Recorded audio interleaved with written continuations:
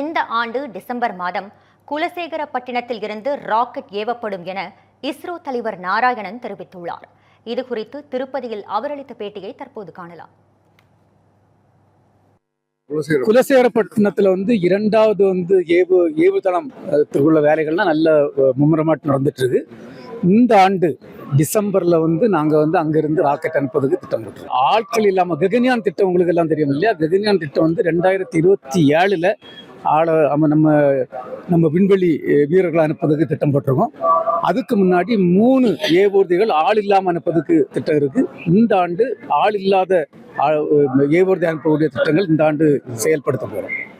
இந்த பண்டிகை நாட்களை முன்னிட்டு வில்லா மனைகளை முன்பதிவு செய்து ஸ்டாம்ப் டியூட்டியில் 50% வரை தள்ளுபடி பெறுங்கள். Premium villa plots across Tamil Nadu from 4.5 lakhs to 3 crores.